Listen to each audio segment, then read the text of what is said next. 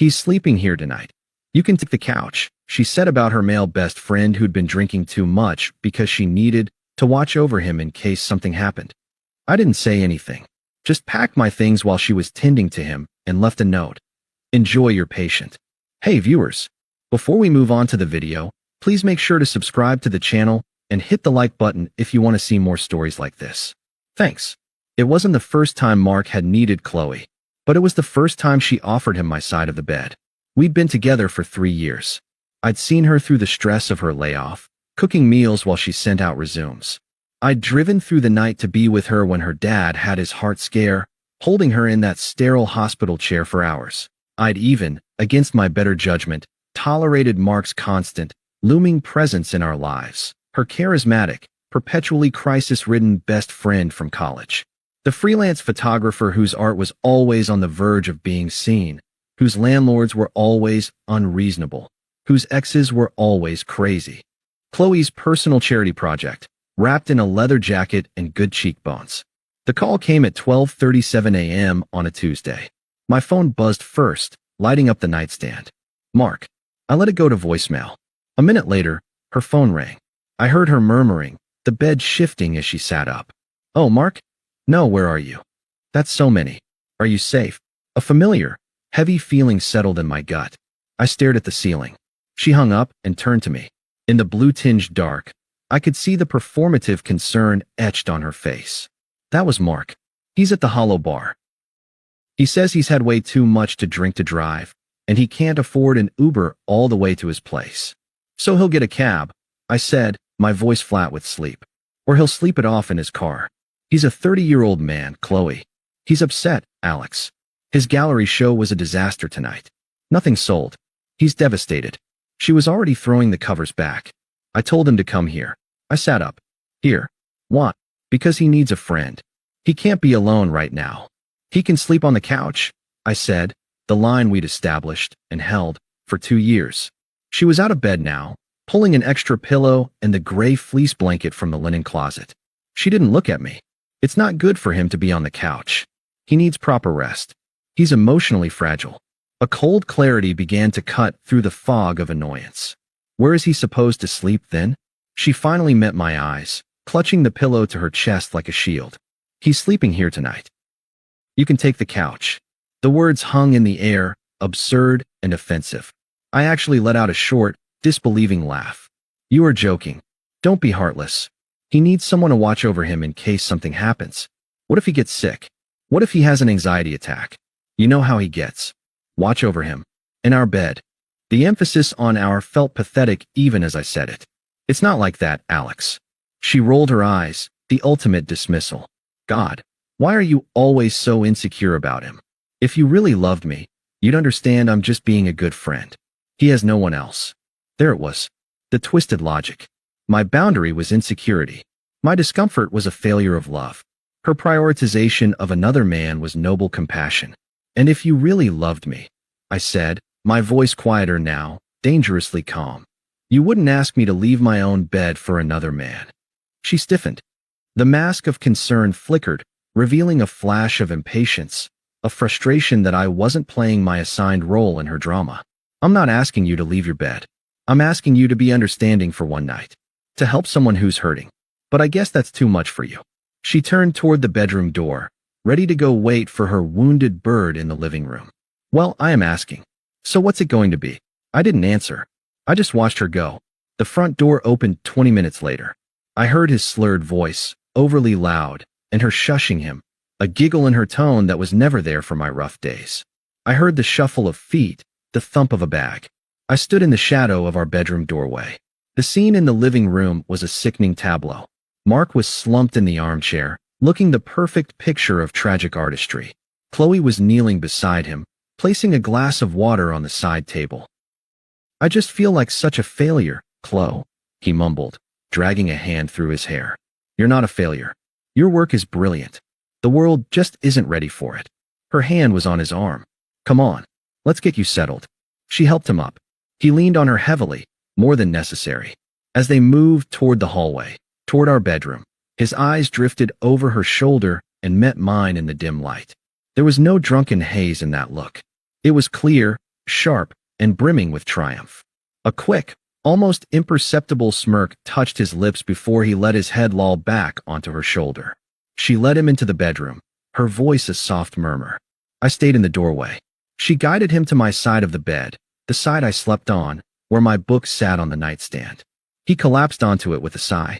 She bent over, pulling the comforter up to his chin with a tenderness I recognized. "Try to sleep, okay?" she whispered.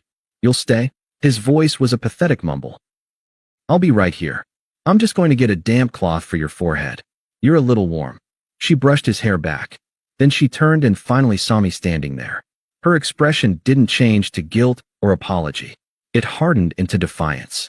A silent "see? This is what a good person does." She walked past me without a word, headed for the bathroom. The message was clear. The decision was made. I could either go sleep on the couch in my own home, accepting my demotion, or I could make a scene. I finally understood. This wasn't about Mark. This was my final exam. A test of how much disrespect I would package as love. How small I was willing to become to fit into the life she was building, where she was the saintly heroine and I was the loyal, faceless supporter.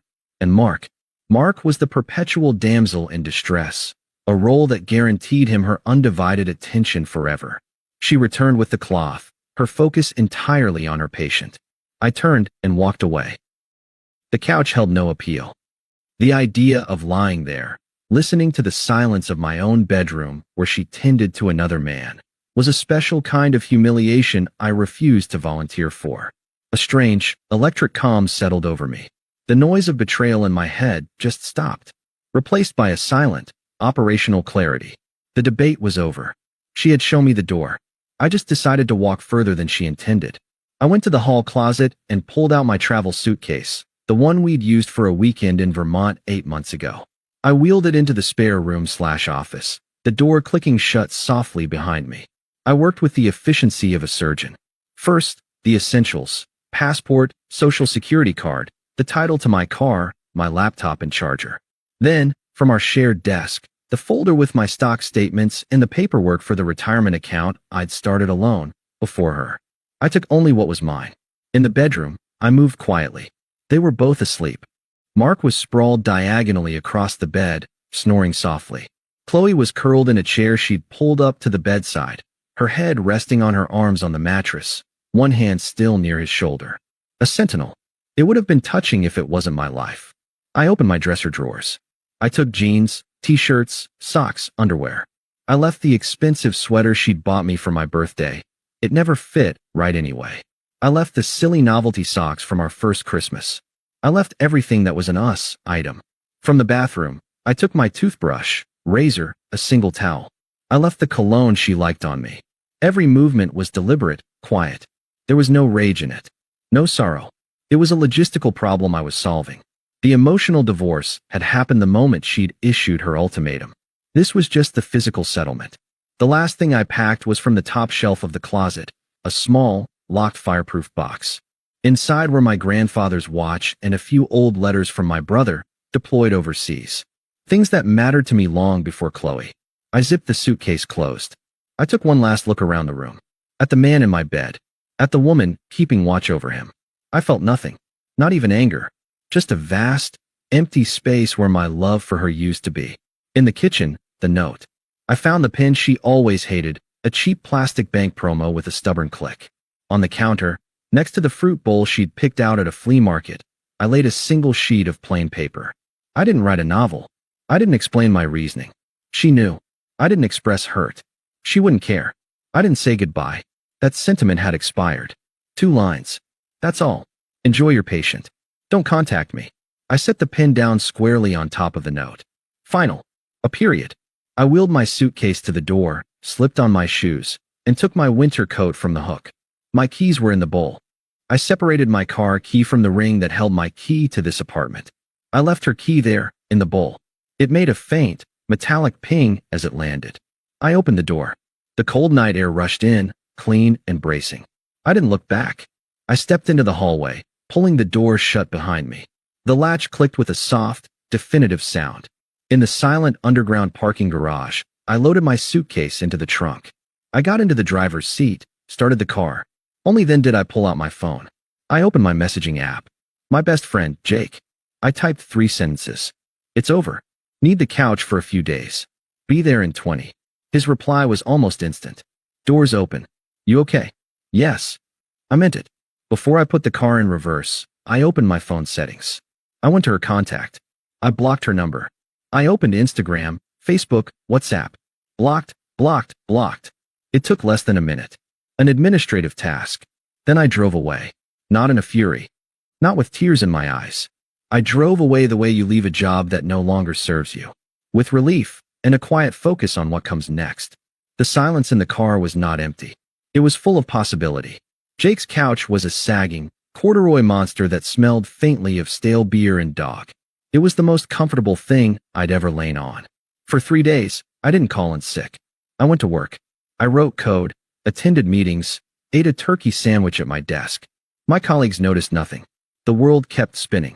It was the first revelation. My heart could be a crater, and my hands could still type functional, elegant lines of Python. Life was compartmentalized in a way I'd never appreciated. I didn't explain much to Jake. The first night, over a beer he shoved into my hand, I just said, she chose. So I left. He'd known about Mark. His face darkened. The fuck did she do, Alex? It doesn't matter, I said, and I meant it. Narrating the injury felt like giving it power, letting it out of the sealed container I'd built for it in my mind. It's done. He clinked his bottle against mine. Okay, couch is yours as long as you need. The silence at Jake's was different.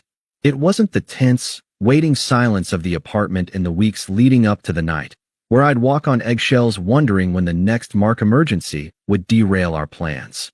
This was a neutral silence. A blank canvas. It was mine. My phone was a brick.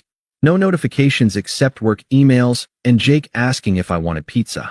I'd blocked her everywhere, but the digital umbilical cord had phantom limbs.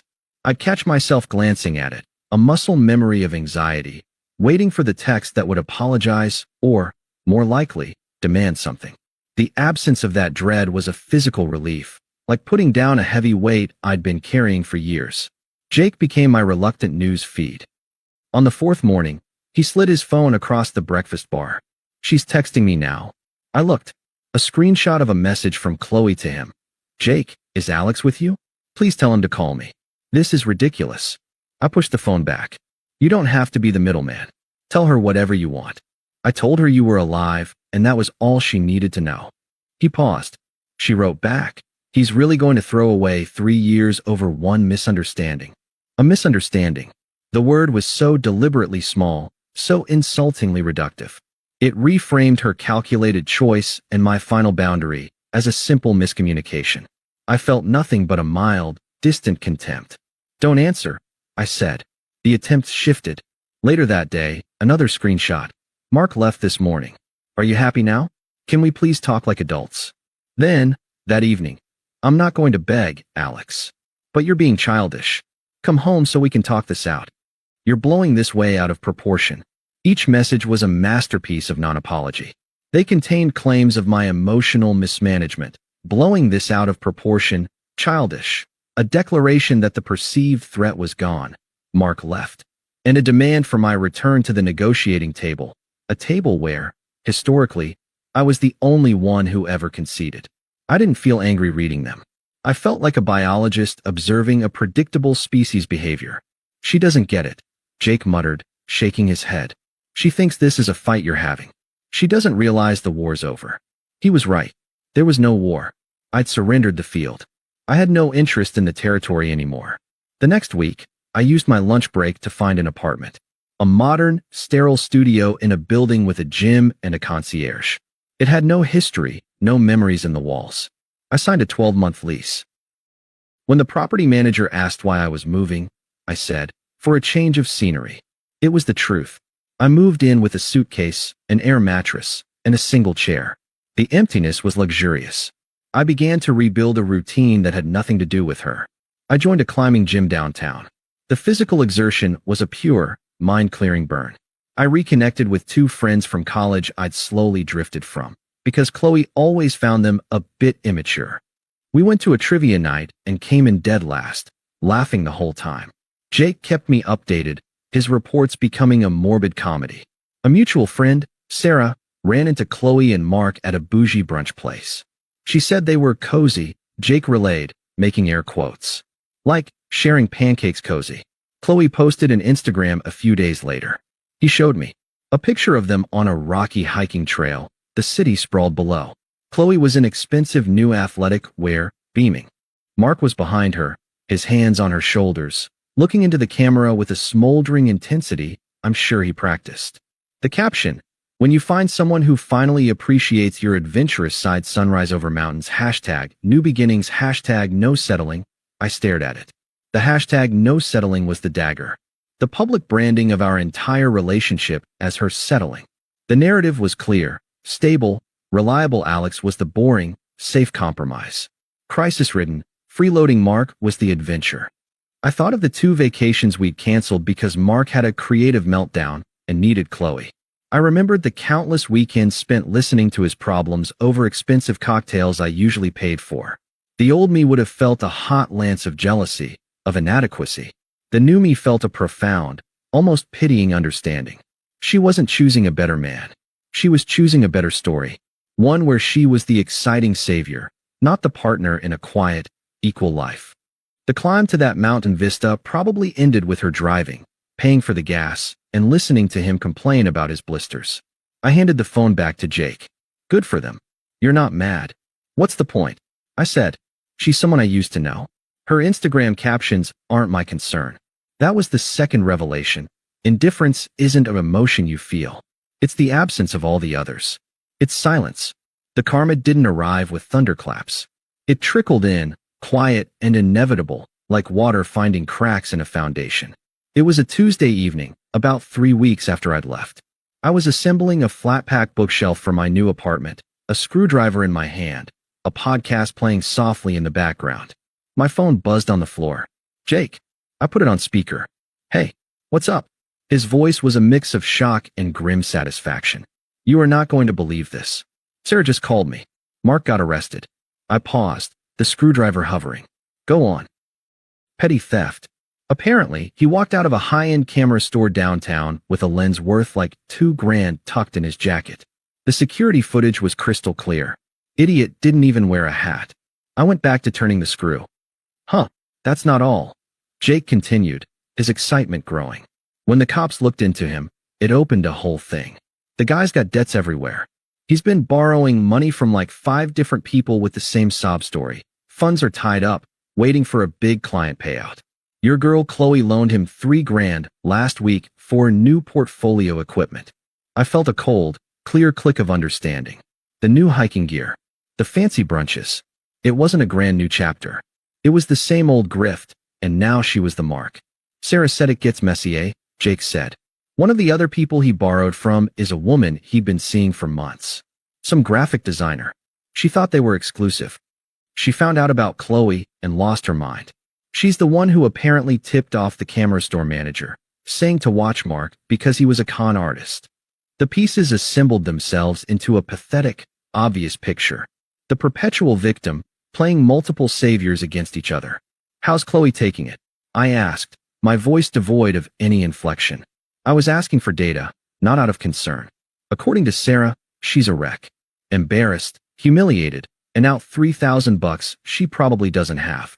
Her friend group is fracturing. Some feel bad for her. Others are saying she made her bed when she... Jake trailed off. When she chose him over me. I finished for him, calmly. It's fine, Jake. You can say it. Yeah, that. There's a lot of I told you so circulating privately. Her sister Maya is apparently furious with her. I finished tightening the screw. The bookshelf stood upright, sturdy and functional. Well, I said. That's a series of unfortunate choices. There was a long pause on Jake's end. That's it. A series of unfortunate choices? Alex, he played her. He stole from her. She's getting roasted by her friends. Don't you feel, I don't know, a little sorry for her? I put the screwdriver down. I looked at the clean lines of the new bookshelf, the empty shelves waiting to be filled with things I chose. I felt the quiet peace of my own space. No, I said, and the word was absolute. I feel nothing. And that's the point, Jake. If I felt sorry for her, it would mean I was still connected to her drama. I'm not. Her consequences are the direct result of her decisions. She saw a wounded artist. I saw a user. She called my judgment insecurity. Now she's out $3,000 and her reputation. My sympathy wouldn't pay her back or fix her friends. It would just be noise. Jake was silent for a moment. Shit. You're really free of it, aren't you? I'm in my apartment, building a bookshelf, I said, a faint smile touching my lips for the first time during the call. That's all I'm doing. What she's doing is no longer any concern of mine. I heard him let out a low whistle. Okay then. I just thought you'd want to know. I appreciate it, I said, and I did. It was information. A postscript to a closed book.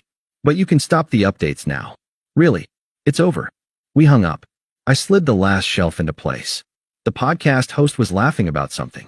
I laughed a little too, at nothing in particular. The air in my apartment was clean and quiet, and entirely my own.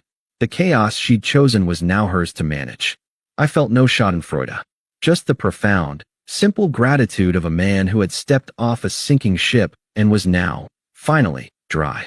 The news of Mark's arrest and betrayal was the pebble that started the landslide. My silence was the avalanche that followed. The first attempt was clumsy, a transparent ploy for sympathy. 2 days after Jake's call, a text from an unknown number lit up my screen. I guess you heard. I should have listened to you. Can we talk? It was her. The tone was perfectly curated, contrite, acknowledging my foresight, posing as a simple request. It was the opening move in a game I had quit playing. I pictured her drafting it, erasing, trying to find the balance between apology and maintaining the upper hand of being the one to reach out. I typed a single character. No. I then blocked the number. The entire exchange took 8 seconds. The second attempt involved a proxy. 3 days later, my desk phone at work rang. The receptionist said, "Line 2 for you, Alex." It's Amaya, Chloe's older sister. The sensible one, who'd once told me at a barbecue I was too good for the drama. Now, she was drafted into the drama. I picked up. "This is Alex." "Alex, hi. It's Maya." Her voice was strained, trying for warm and landing on nervous. "Listen, I know this is awkward. I wouldn't call you at work, but Chloe's really hurting." I said nothing. The silence forced her to fill it. "This thing with Mark, it's bad. He was a user, and she sees that now. Clearly. She feels awful. She misses you. She realizes what she had." A pause. "Can't you find it in your heart to forgive her? People make mistakes." I leaned back in my chair, looking out at the city skyline. I used my professional, client meeting voice. "Maya, I appreciate you calling. I have no ill will toward Chloe. I wish her no harm. But I'm not part of her life anymore, and I have no interest in rejoining it. Please wish her well for me." "Alex, wait," she started, but the placid finality in my tone had thrown her. "Take care, Maya." I hung up gently. The third attempt was the ambush. A week later, on a rainy Thursday evening, my intercom buzzed. I wasn't expecting anyone. I walked over and pressed the button. Yes.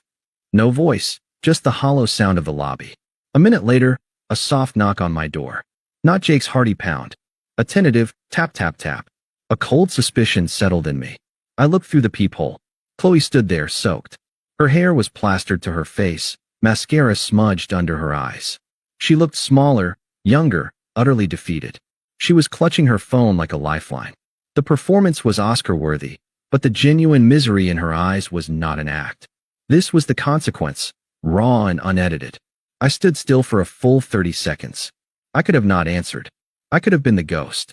But a part of me, the part that needed to cement my own freedom, to look the past in the eye and feel nothing, wanted to open the door, to hear the script she'd prepared, to deny her the final line.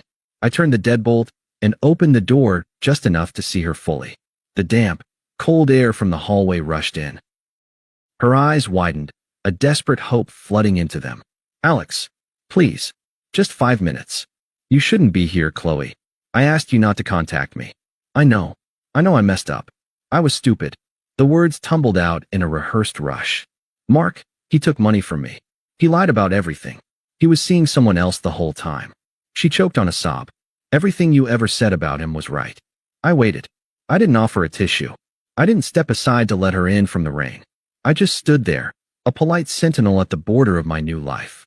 "That's unfortunate," I said, my voice flat. "Unfortunate?" She recoiled as if struck. The victim's script was faltering. "That's all you have to say?" He stole from me, Alex. I'm out $3,000. My friends are laughing at me.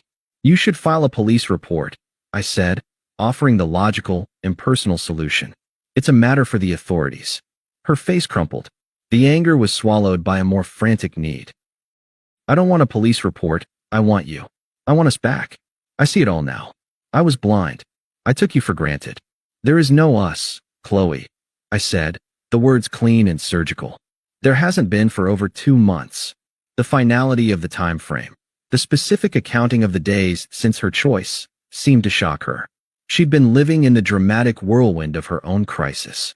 I'd been living a calm, forward-moving life. You don't love me anymore? She whispered, the ultimate, manipulative question. A question designed to trigger a chivalrous denial, to pull a man back into the familiar role of comforter. I met her gaze. There was no cruelty in my eyes, but there was no softness either. Just truth. My feelings are no longer your concern. Our relationship ended the moment you asked me to vacate my bed for him. Goodbye, Chloe. I began to close the door. Wait. She shoved her hand against it. The desperation turned sharp, ugly. So that's it. After 3 years, I get a fucking goodbye in a hallway? You're just as cold as everyone said you were. I stopped, the door still ajar. I didn't rise to the insult. I simply gave her one last, measured look. Then it should be a relief that you're free of me. File the report, Chloe. Take care of yourself. This time, I closed the door completely. I heard a muffled sob, then the sound of her heels retreating down the hall, faster now. The click of the lock was louder than the ring. I walked back to my couch. My heart rate hadn't spiked. My hands weren't shaking. I felt a profound, weary clarity. The chapter wasn't just closed. The book had been pulped. The text that came to a new, soon-to-be block number an hour later confirmed it. When the heartbroken victim act failed, the true colors bled through. Fine. Be that way. You were always cold anyway. Emotionally stunted. You're just like Mark. You use people, and when they need you, you just walk away. I hope your new life is as lonely as you are. I read them with the detached interest of a linguist studying a dead language. The grammar of blame. The vocabulary of a person who could never, ever be at fault. I deleted the thread and blocked the number without replying. The silence that returned was sweeter than before. The final thread was snipped 8 weeks after I'd left, in the most mundane of places, a coffee shop 3 blocks from our old apartment. I'd stopped going there for months, but my new barista had called in sick, and I had a report to finish. I was in the corner, headphones on, typing away. The familiar smell of roasted beans and the low hum of conversation were just background noise. I didn't see her come in. I felt a presence hovering near my table and looked up. Chloe was standing there, holding a chai latte. She was with a friend I vaguely recognized, one of the ones from the brunch and complaints brigade. The friend hung back near the condiment station, pretending to be fascinated by the sugar packets. Chloe looked tired, not theatrically disheveled like at my door, but worn thin. The light was gone. She was just a woman in a coffee shop. She managed a weak smile. Alex, you look good. I pulled one headphone away, resting it on my ear. Thank you, I said, the way you thank a stranger who holds a door. An awkward pause stretched. Her friend was watching like it was a tennis match. I'm moving, she blurted out, as if sharing big news. Can't afford the apartment alone. Mark, he cleaned out my savings. She said his name like it was a rotten taste in her mouth, but there was also a hint of a plea. See what he did to me? See how I've suffered? I took a sip of my coffee. It was perfectly cooled. I'm sorry to hear about your financial situation. The phrase was professional, the same one I'd used with a colleague who lost a client. It held sympathy in its dictionary definition, but none in its delivery. Her face fell. The script was failing again. She'd offered her tragedy, and I'd given her a customer service response. That's it. Her voice cracked, a mix of hurt and rising anger. After 3 years? Sorry about your financial situation? Chloe, I said, my voice calm and low, forcing her to lean in slightly to hear, breaking the illusion of a public scene. That chapter is closed. I've moved on. I suggest you do the same. Dwelling isn't healthy. Moved on. Her eyes scanned me, then darted around as if looking for evidence. With someone else? The question was pure, undiluted possession. I almost smiled. It was the wrong question. The irrelevant question. Whether I'm alone or with someone is irrelevant to us. What matters is I'm at peace. And you, I said, my gaze steady and final, are not my responsibility. Not your feelings, not your finances, not your recovery. She stared, her lips parted. The truth was a pill she couldn't swallow. I was not her backup plan. I was not her audience for repentance. I was a closed door. You never loved me, did you? She whispered, the last weapon in her arsenal, designed to wound. I didn't flinch. I gave her the honest, devastating answer. I did. More than you understood. But love requires respect. You showed me exactly where I stood. So I stood somewhere else.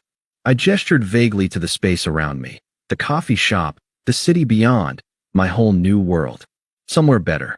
The finality of it, the simple, unassailable logic, seemed to hollow her out. All the arguments, the justifications, the blame, died in her throat. There was nothing to fight against because I wasn't fighting. I was just stating facts. I saw the moment she truly understood. Her shoulders slumped. The performance ended. What was left was just a sad, exhausted woman facing the unchangeable consequences of her own choices. Take care of yourself, Chloe, I said, my tone firm but not unkind. It was a dismissal, but a definitive one. Truly. I placed the headphone back over my ear, picked up my coffee, and stood. I gave a slight, polite nod, not to her, but to her friend still gawking by the sugars. Then I walked to the door, where my colleague Ben was just walking in, waving. Sorry I'm late, Ben said. Traffic was a nightmare. No problem, I said, pushing the door open. I got a head start on the report. Let's grab a table. As the door swung shut behind us, I didn't look back. I didn't wonder what she was doing. I didn't feel a surge of victory or pity. I just felt the crisp autumn air on my face and the pleasant weight of the work ahead with a friend. The last thread was cut. It made no sound at all. Thanks for watching. Make sure to subscribe to the channel and hit the like button. What do you think about this story? Share it in the comments.